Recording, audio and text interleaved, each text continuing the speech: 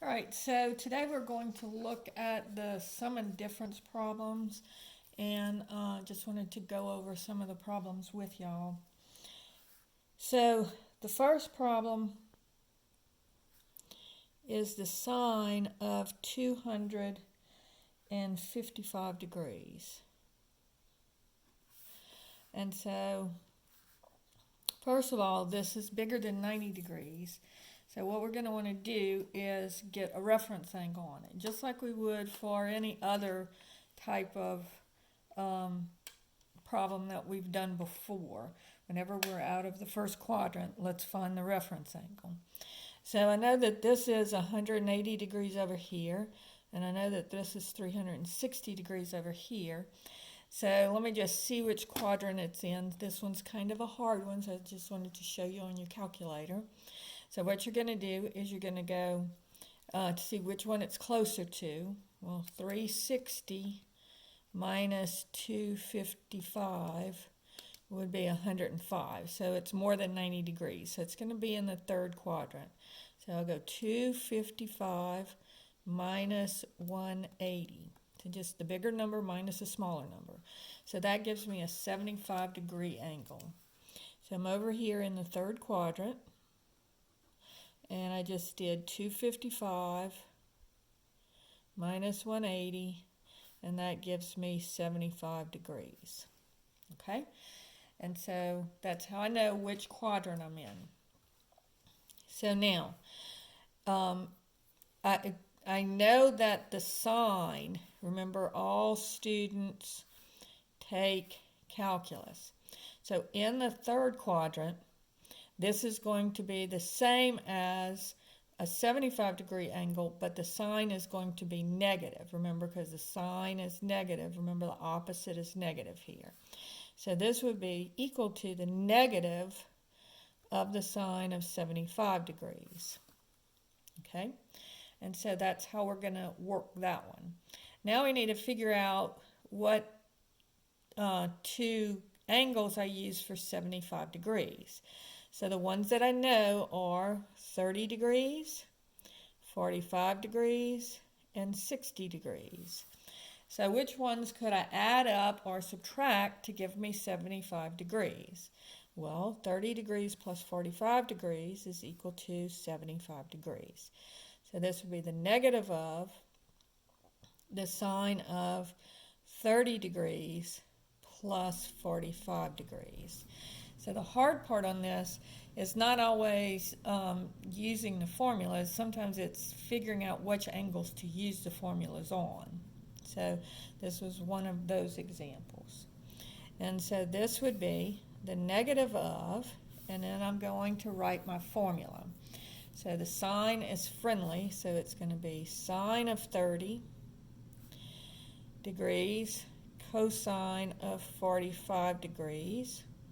And then it's plus cosine of 30 degrees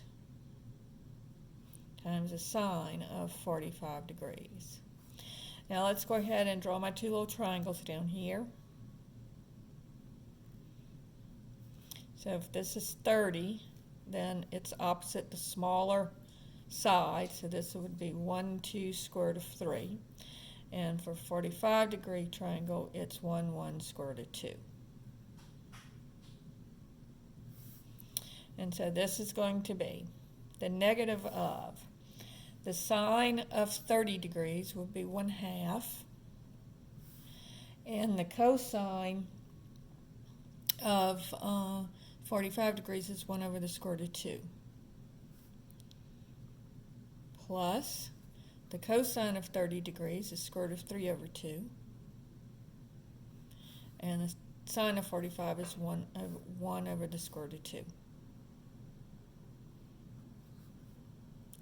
So this gives me negative 1 over 2 square root of 2 plus square root of 3 over 2. So that's a negative of 1 plus the square root of 3, excuse me, I forgot my square root of 2 here. 1 plus the square root of 3 over 2 square root of 2. Now, on this particular problem, they want you to write your answer the way that they have it is, okay, so I was thinking that they wanted you to write it in the A-B thing form, but no, they just want you to write your answer. And so this would be your final answer. Okay? Problem number 2 says, the sine of x plus 7 pi over 6. Now again, they gave us an angle that's not in the first quadrant. And so let's look and see where 7 pi of 6 is. So 7 pi of 6 is going to be, this would be 6 pi, this is pi, so this would be 6 pi over 6, this would be 12 pi over 6. And so this would be 7 pi over 6 would be here, a little bit bigger than 6 pi over 6, and my reference angle would be pi over 6. Because 7 pi over 6 minus 6 pi over 6 gives me pi over 6. So now, this is a 30-degree angle, so it's opposite the smaller side, so this would be 1, 2, square root of 3. And we're not in the first quadrant, so things are negative. So I'm going down, so this will be negative, and I'm going back, so this would be negative. So it's going to be this, when I'm plugging in my numbers, these are the numbers I'm going to use. And so this is going to be, now just using my sine function, because see, they already have it as an addition thing. So using the formula for the addition of sine of angles is going to be sine of x times the sine times the cosine of 7 pi over 6 plus the cosine of x times the sine of 7 pi over 6.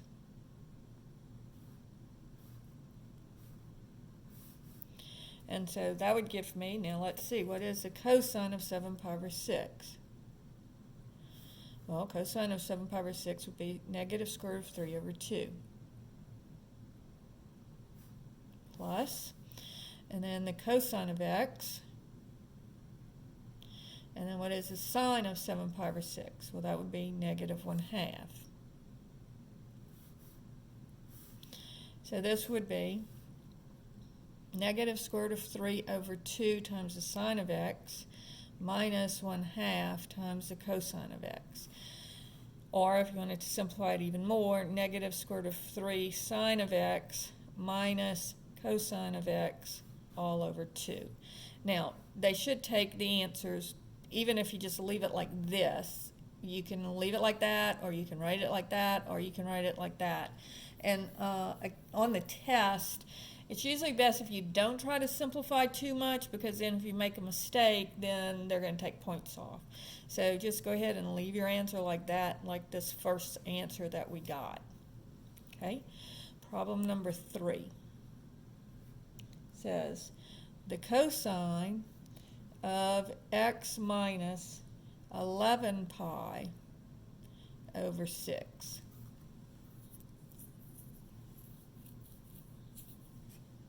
Okay, so on this one, again, we need to figure out where we are on our triangle.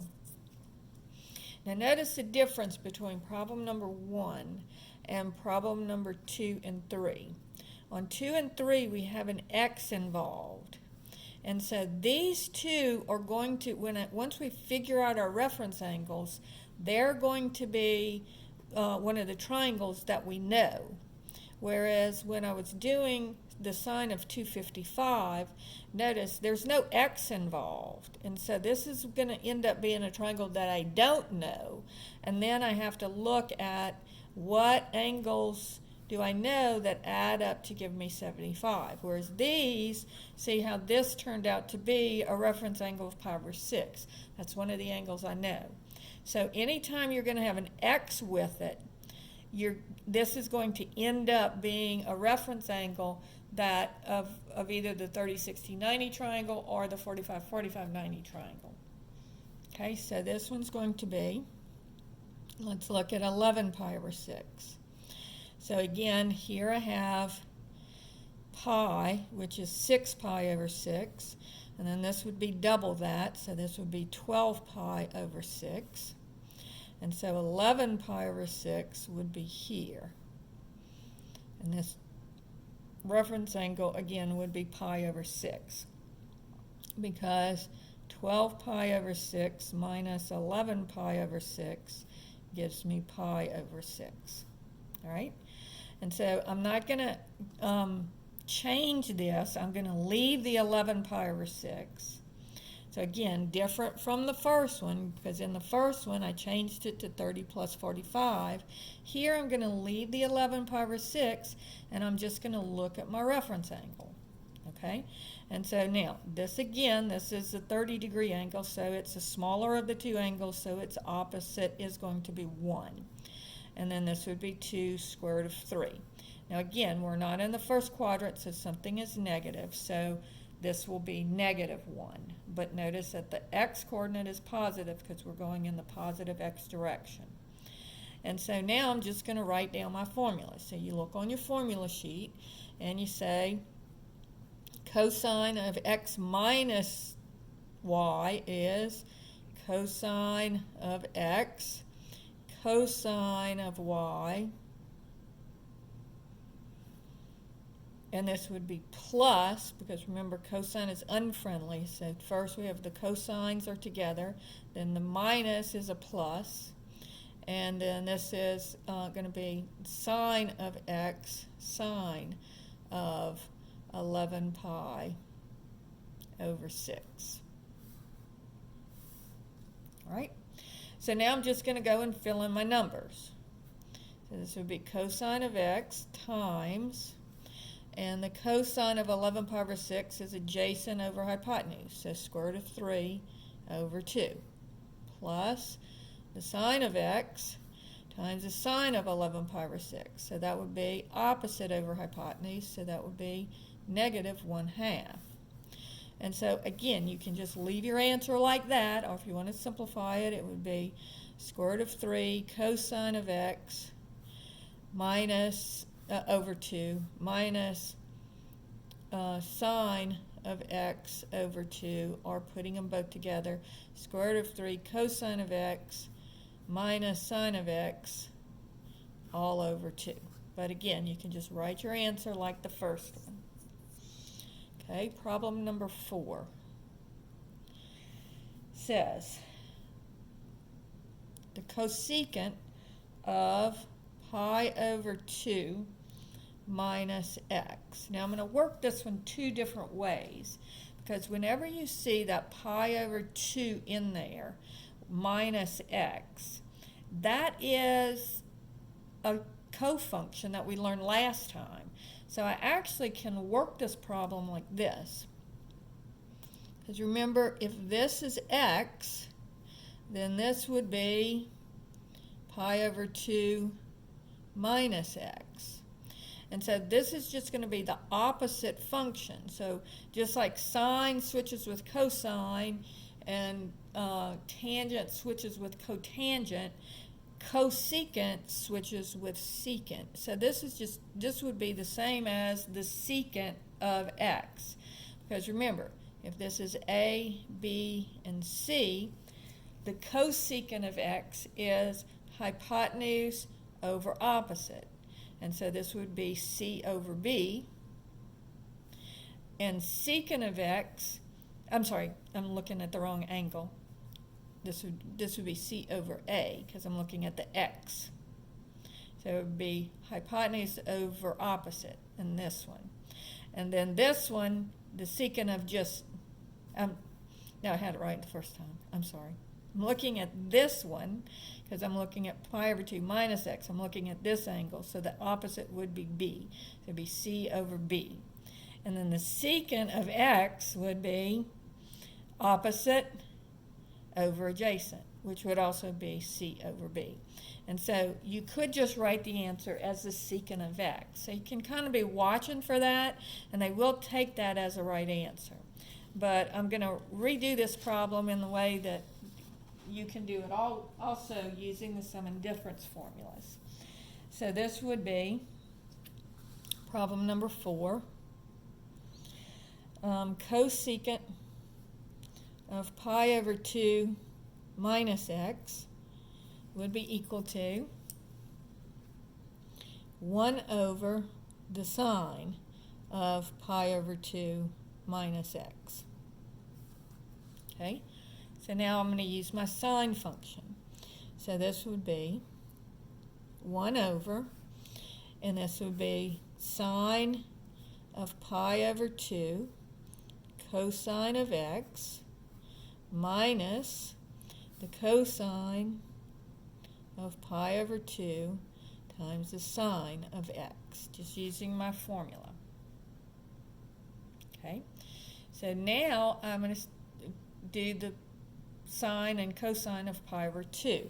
So when I'm on one of the axes, this is what I use.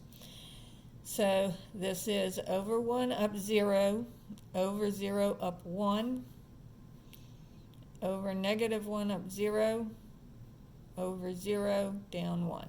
All right, now pi over 2 is here. And so that tells me, remember, the x is equal to the cosine of theta, and the y is equal to the sine of theta. And so here my x-coordinate is 0, and my y-coordinate is 1. So the sine of pi over 2 would be 1.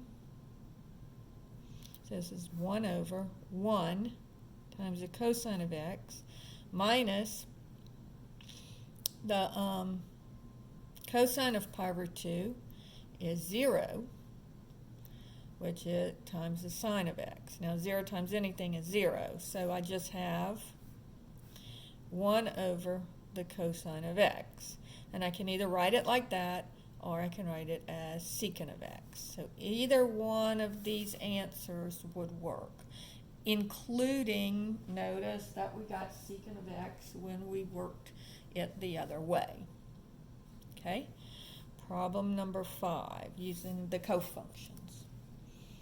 Okay, so this is going to be sine of 6x cosine of 10x minus cosine of 6x times the sine of 10x.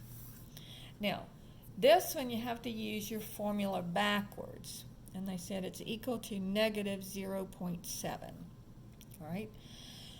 So on this one, you want to use your formula backwards, and if you see, this is the subtraction of the two of the sine function, right? Because they're friendly, and it's minus. So this would be the sine of 6x minus 10x. So this is the first one we've seen where we have to use that formula backwards. Is equal to negative 0.7. Right?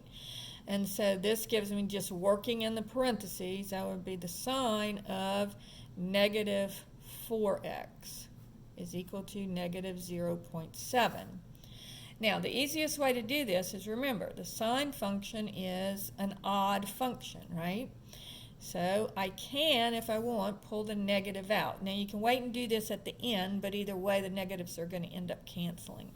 So, but remembering that it's an odd function, I pull the negative out. This would be negative sine of 4x is equal to negative 0.7, and divide both sides by negative 1. And I get the sine of 4x is equal to 0.7. Now, here, what am I looking for? I'm looking for an angle. And I have the sine of the angle is equal to 0.7, so I have to do the inverse sine of both sides. So this would be 4x is equal to the inverse sine of 0.7. And we've seen that before, but I just want to make sure that I'm pointing it out. And so this is going to be, if I use my calculator, so I'm going to put my angles in radians, and I'll have 0.7, and I'll do inverse sine and I get 4x is equal to 0.775397. Divide both sides by 4. And I get x is equal to 0.1938. And I don't remember how much they wanted you to round it off to, but if that's to 4 decimal places. And then finally, problem number 6 is kind of a trick question.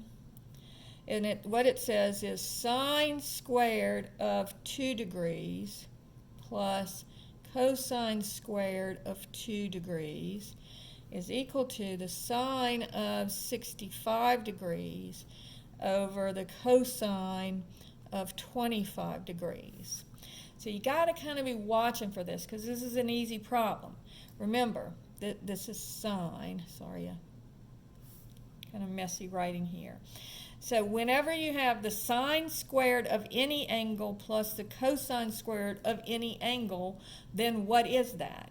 That's always 1. So it's just like the problem that we had in the last one, where you have to make sure that you're making it sine squared of theta plus cosine squared of theta. It doesn't matter what the angle is, that's equal to 1. Now, let's look at these two numbers. And this is a cofunction, and you have to be watching for this too. If this is 25 degrees, well, 90 minus 25 gives me 65. So these are cofunctions of each other. And so I can either write this as the cosine, because remember the sine swaps with the cosine, so this would be the cosine of 25 degrees over the cosine of 25 degrees. Or you could swap the bottom one, and you could say 1 is equal to the sine of 65 degrees over, and this would be also, you swap them, the sine of 65 degrees. So either way you do it, you come out with 1 is equal to, and these cancel, 1. And so this one was kind of a trick question. All right, I'm going to do the other two problems for y'all, but I'm going to do it on a separate video because my time limit is about up.